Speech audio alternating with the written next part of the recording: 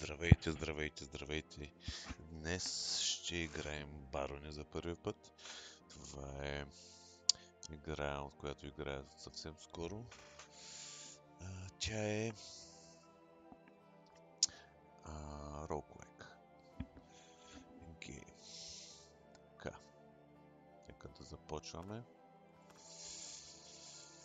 Така, понеже играта е доста трудна, един от препоръчителните класове, с които може да започнем играта, е клерик.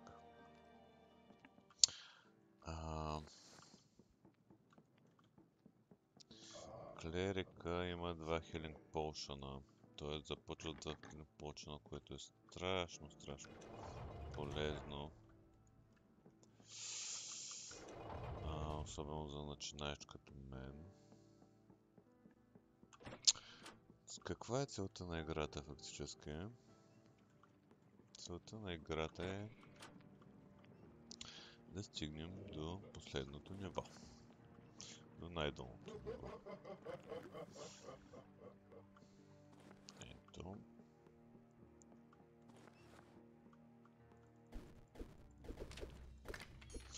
Убихме го това скелетонче и му вземаме лута. Ето мишчица тук е една.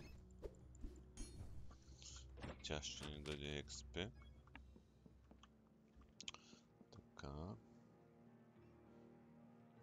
Swirling Potion. Не знам какво е това, честно казал.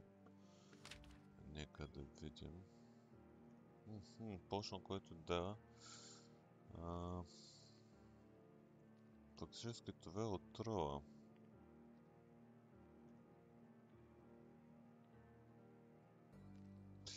Така, този меч е къснат. Не искам да имам нищо общо с къснати предмети. Това съм научил поне до сега, откакто играя тази игра. Примерно ако го екипна този кърсът меч, после няма да мога да го анекипна. Така, здрасти, човече. И този май иска да се присъедини към мене. Чудесно. Андре. Здрасти, Андре. Така, вземам си неща, после ще ги разгледам. Така, както виждате, в момента апроузъла не се вдига, което е много добре, защото апроузъра ми трябва тази статистика, за да идентифицирам предмети.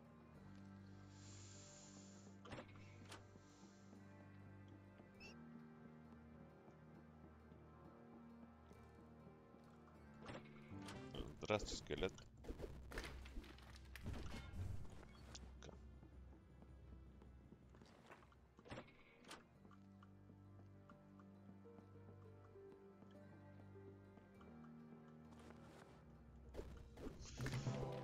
Така, дигнах левел, това е много добре и ми се повишиха няколко статистики, които са следните.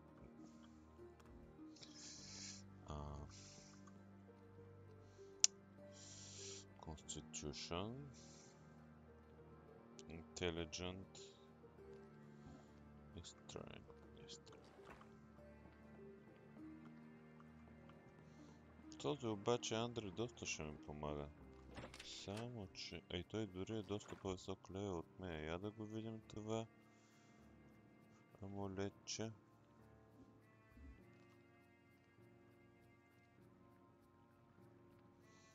Дано да се падне нещо хубаво. Штрак. Poison Resistance. Чудесно.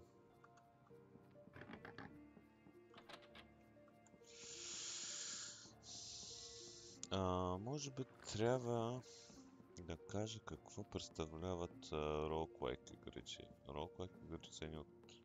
Може би това са първите игри създадени за компютър още по времето на мейнфреймите в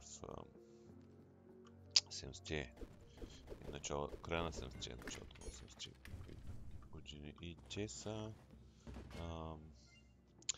Първо, те са рандом генерирани дънжени. И второ, при тях имаме Permanent Death. В смисъл, че един път като умреш, играта приключва. Няма животчета, както в Супер Марио, примерно.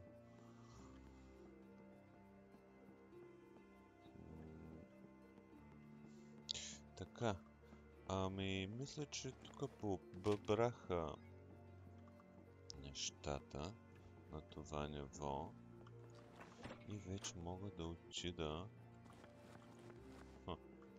на последващото ниво. Ето, това е кампандурата. Общо взето... Чудесно е, че Андре дойде с мен.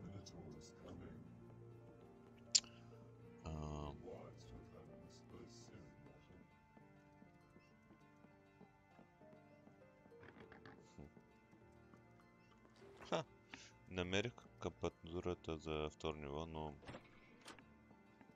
искам просто да натрупам експириенс тук преди да отида. Този Минотавър още не съм го разбрал за какво се появява са. Мисля, че имаш... той ти намаля времето, за което трябва да откриеш кампандурата. Той просто идва по някакво време и те напада. Нямам представа дали мога да го убия или не, честно казвам. Но е доста силен. Така че... О, това е... Не знам дали трябва да... Никога не съм успял да ги убивам тези... Това фактически огри, ако не се лъжа.